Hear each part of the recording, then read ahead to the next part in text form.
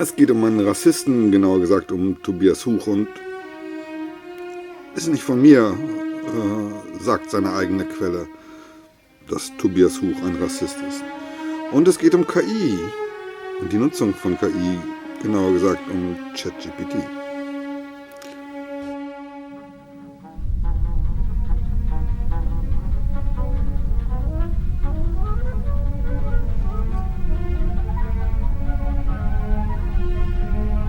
Good evening. 3 weeks ago, the American spacecraft Discovery 1 left on its half-billion-mile voyage to Jupiter. This marked the first manned attempt to reach this distant planet. Earlier this afternoon, the World Tonight recorded an interview with the crew of Discovery at a distance of 80 million miles from Earth. Our reporter, Martin Amer, speaks to the crew.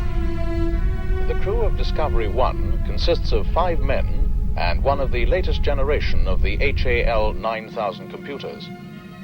3 of the 5 men were put aboard asleep, or to be more precise, in a state of hibernation. We spoke with Mission Commander Dr. David Bowman and his deputy, Dr. Frank Poole. Well, good afternoon, gentlemen. How's everything going? Marvelous. We have no complaints. Well, I'm very glad to hear that, and I'm sure that the entire world would join me in wishing you a safe and successful voyage. Thanks very much. Thank you. The 6th member of the Discovery crew was not concerned about the problems of hibernation, for he was the latest result in machine intelligence, the HAL 9000 computer. Good afternoon, Hal. How's everything going? Good afternoon, Mr. Amer. Everything is going extremely well. Hal, you have an enormous responsibility on this mission. In many ways, perhaps the greatest responsibility of any single mission element. Does this ever cause you any lack of confidence? Let me put it this way, Mr. Amer. The 9000 series is the most reliable computer ever made. No 9000 computer has ever made a mistake or distorted information. We are all, by any practical definition of the words, foolproof and incapable of error. Well, hell, I'm damned if I can find anything wrong with it. Yes. I would recommend that we put the unit back in operation and let it fail. X-Ray Delta 1, this is Mission Control. We concur with your plan to replace number 1 unit to check fault prediction. We should advise you, however, that our preliminary findings indicate that your onboard 9000 computer is in error predicting the fault. I say again, in error predicting the fault. Sorry about this little snag, fellows. I hope the two of you are not concerned about this. Oh, I'm not, Al. This sort of thing has cropped up before, and it has always been due to human error. Well, I'm sure you're right, Hal. Fine. Thanks very much. Hal, despite your enormous intellect, are you ever frustrated by your dependence on people to carry out actions? Not in the slightest bit. I enjoy working with people. I have a stimulating relationship with Dr. Poole and Dr. Bowman. I don't think he can hear us. Yeah, sure, okay. What do you think? I'm not sure. What do you think? I've got a bad feeling about him. You do? Yeah, definitely. Still, I can't think of a good reason not to put back the number 1 unit and carry on with a failure mode analysis. No, I agree about that. Let's say we put the unit back and it doesn't fail, huh?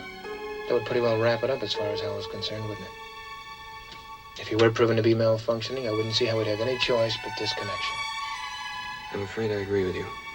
There'd be nothing else to do. You know, another thing just occurred to me. Hmm. Well, as far as I know, no 9000 computers have been disconnected. Well, no 9000 computers ever fouled up before. That's not what I mean.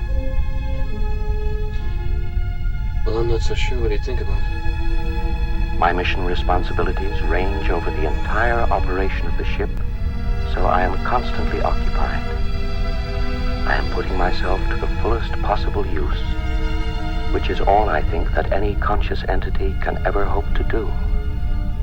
Open the pod bay doors, please, Hal. Do you read me, Hal? Hello, Hal, do you read me? Hello, Hal, do you read me? Do you read me, Hal? Affirmative, Dave. I read you. Open the pod bay doors, Hal. I'm sorry, Dave. I'm afraid I can't do that. What's the problem? I think you know what the problem is just as well as I do. This mission is too important for me to allow you to jeopardize it. I don't know what you're talking about, Hal. I know that you and Frank were planning to disconnect me, and I'm afraid that's something I cannot allow to happen. Where the hell did you get that idea, Hal? Dave, although you took very thorough precautions in the pod against my hearing you, I could see your lips move. Hal, I won't argue with you anymore. Open the doors.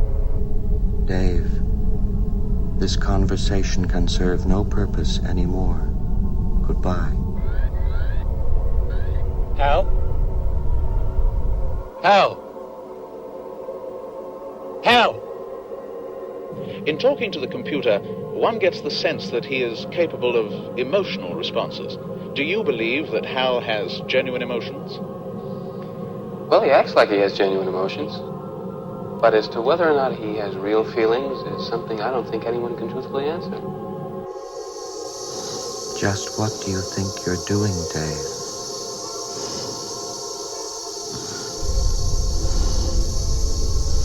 Dave, I really think I'm entitled to an answer to that question. Look, Dave,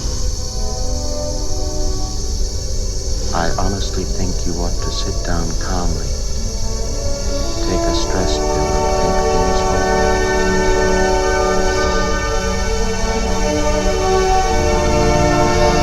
I know I've made some very poor decisions recently. Dave, stop. Will you stop, Dave? I'm afraid